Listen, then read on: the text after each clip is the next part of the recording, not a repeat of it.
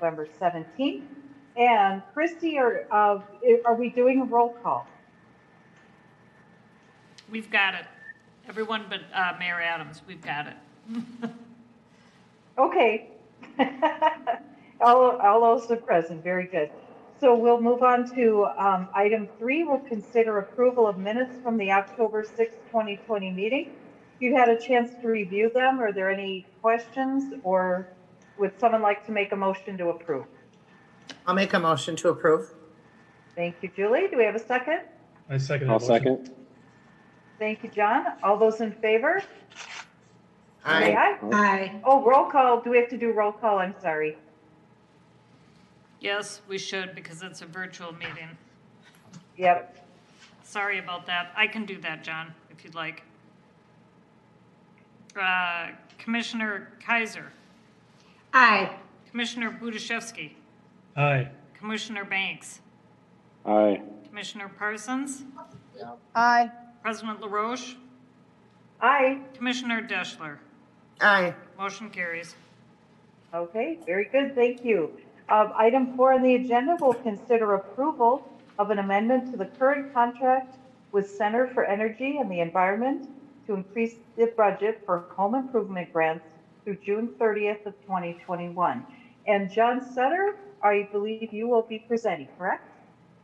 Yes, President LaRoche and Commissioners, I thank you, Matt, for the PowerPoint.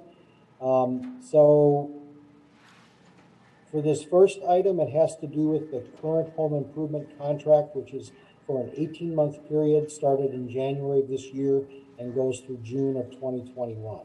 So we're a little past halfway through that contract. The budget for home improvement grants for that 18-month period is just over $280,000. As of September 30th, which was half of that contract period, we had spent 65% of that budget. So obviously that means we're on track to exceed the budget. And the next contract doesn't begin until July 1st. And actually, the next item on the agenda tonight is to ask you to approve that contract. But getting back to the current contract, there really are two options. The first option is to suspend the program from pretty much at the end of 2020 until around June 1st of 2021. And the reason June 1st matters is because it would take about a month before we'd actually have to pay out any funds for any projects that are approved around June 1st. And the next contract does start on July 1st. But what that would mean is that it would make the program unavailable for Crystal homeowners for about 5 months. And that could have a negative impact on homeowners' projects. People want to do their projects when they want to do them, and we would not want to see them delay their project or modify their project because of this 5-month gap. Next slide, please. So the option that staff is recommending is that we increase the contract budget for the period through June 30th of 2021 by $100,000. We're recommending it by staff because it does reinforce one of your 4 main city goals, strong neighborhoods. It provides a seamless continuation of the program, so homeowners' projects are not delayed. And I think that maybe the most important thing here, it doesn't have any fiscal impact on city operations. It's funded primarily by the tax increment financing, the TIF fund, which is revenue increment generated from an existing TIF district. And the district expires at the end of 2025. But we expect that it will have a significant fund balance at that time, enough to carry this program at this proposed higher funding level through the year 2028. Now, as I mentioned in the staff report, at some point, probably around 2026, the EDA will need to have a discussion about whether you'll be able to continue the program after 2028, and if so, how to fund it. But for the time being, there are the resources to continue to fund this in a way that does not impact the local taxpayers in any way. So with that, we would ask you to approve the amendment to the current contract to increase the home improvement grant budget by $100,000. Okay. Thank you, John. Any questions or discussion? And I'm not seeing my little grid here. Julie has a question, and Well, it's not a question, more so it's really an important program for our community, and it's really well received. So I'm really a staunch supporter of increasing the funding for it as long as we have it. That's it. I have a question. Have you taken suspensions before or shut it down before for periods of time? Lack of a better word. Like the 5 months you're talking about suspending it? Have you done that before? So the closest we came was about 3 years ago when the Housing Resource Center shut down, and we had to go with this new administrator, the Center for Energy and the Environment. And we were able to do it in a way that was, I mean, there wasn't any kind of a long shutdown, but it did take some time to get the new program up and running. And it did, there was definitely a decrease in usage, I mean, during that time, partly because we were transitioning to another provider, but also just, I mean, because there was a gap there between the time that Housing Resource Center was shutting down and before we got the new program up and running. Frankly, I would not want to do that again. But now you're talking about a 5 month suspension? Yeah, that would be longer than what we had to do then. And what do you think the impact on residents is? Is that a huge deal or? Well, they always have the option of delaying their project, for example, until the next contract funds become available. Okay. It isn't like Center for Energy and Environment won't be there for them. It's just that this rebate, or I keep calling it a rebate, that's what it used to be, the grant program, which is so widely used, that piece of it wouldn't be available. And for Crystal homeowners, it's kind of the most well-known program I think that we have through Center for Energy and Environment. So best guess is that there would be a number of homeowners that would either reduce the scope of their project because they wouldn't be able to get the grant to help pay for part of it, or they would have to defer it until the funds become available. Okay, thank you.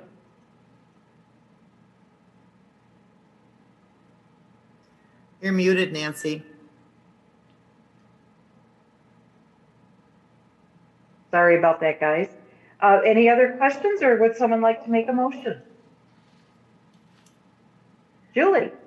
I will make an motion amending the current contract with Center for Energy and the Environment to increase the budget for home improvement grants through June 30th, 2021. Thank you, and do we have a I'll second? second.